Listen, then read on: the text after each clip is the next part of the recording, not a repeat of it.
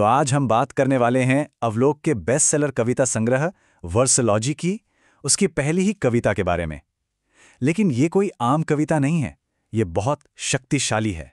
आइए इसकी गहराई में उतरते हैं, देखते हैं कि इसकी बुनावट में, इसके शब्दों में ऐसा क्या खास है। इस कविता का जो असर है उसको सच में समझने के लिए ना पहले उसे महसूस करना जरूरी है। तो एक काम करते हैं, साथ में इस कविता को पढ़ते हैं और कोशिश करते हैं इसकी दुनिया में खो जाने की।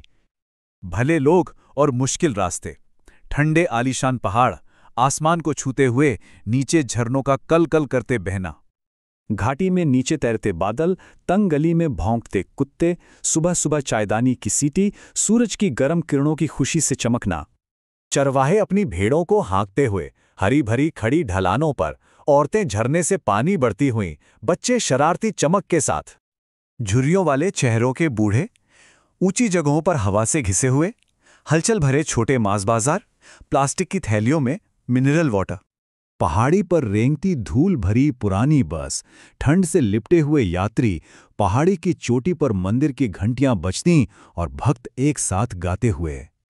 इन हिस्सों से मुझे सबसे ज्यादा प्यार है, इसलिए मुझे इन्हीं पहाड़ों में दफना देना। तो इस कविता में ऐसा क्या है, क्या चीज इसे इतना खास बनाती है?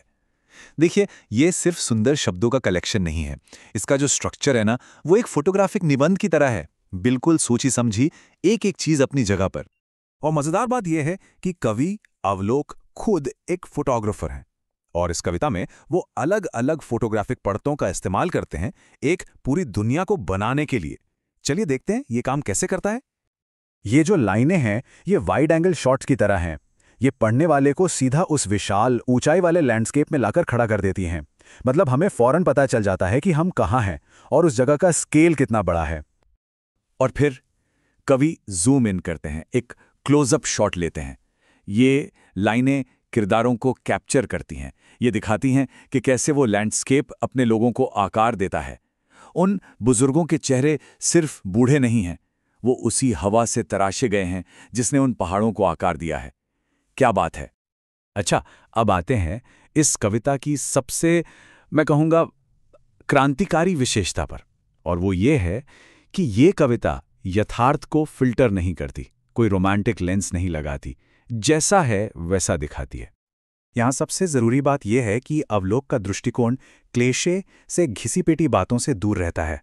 वो एकदम सीधी, ईमानदार भाषा चुनते हैं, कोई बनावटीपन नहीं, बस साफ और सच्चा वर्णन।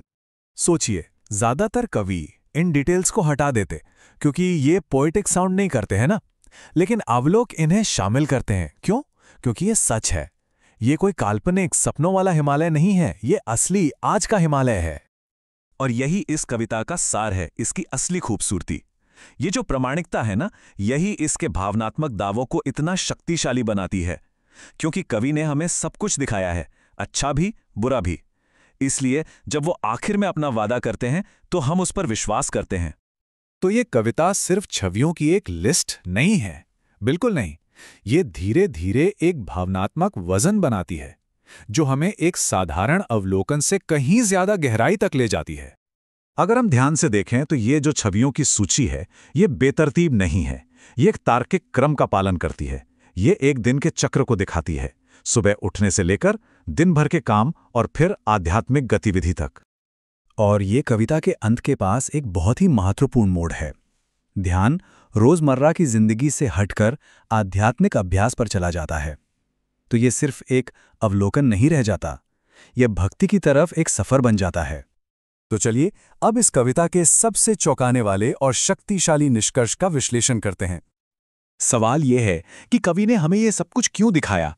इन सारी छवियों, ध्वनियों और भावनाओं का आखिर मतलब क्या है? और यहां आता है आखिरी पंच। ये कोई उदासी भरी इच्छा नहीं है, बल्कि ये अपनेपन की सबसे बड़ी घोषणा है। इन पंक्तियों के साथ ही पूरी कविता एक यात्रा वृत्तांत से एक भक्तिपूर्ण सूची बन जाती है, जैसे कवि कह रहे हों, देखो ये है वो सारे खजाने जिनके लिए मैं यहाँ हमेशा के लिए बसना चाहता हूँ। और यहाँ एक छोटा सा लेकिन बड़ा शक्तिशाली क्राफ्ट का एलिमेंट है। ये जो लाइन ब्रेक है ना, पहाड़ों में, ये आखिरी शब्द पर जोर देता है। उसको एक अंतिम रूप देता है, बिल्कुल जैसे दूर से एक पहाड़ की चोटी का सिल्हूट दिखता है। जब हम इसे हिमालयी तीर्थयात्रा और अकेले साधकों की परंपरा के संदर्भ में देखते हैं, तब समझ आता है कि ये आखिरी पंक्ति एक असली इरादे का बयान है। ये सिर्फ काव्यात्मक कल्पना नहीं है, ये एक सच्ची शपथ है, एक वचन। और आखिर में यह कविता हमें एक बड़े सवाल के साथ छोड़ जाती है कि असल में कहीं से संबंधित होने का, कहीं से जुड़ने का क्या मतलब होता है। क्या ये सिर्फ एक जगह है, एक परिवार है, या ये कुछ और है, एक ऐसी पुकार जिसके बाद इंसान हमेशा के लिए उसी जगह का हो जाना चाहता है।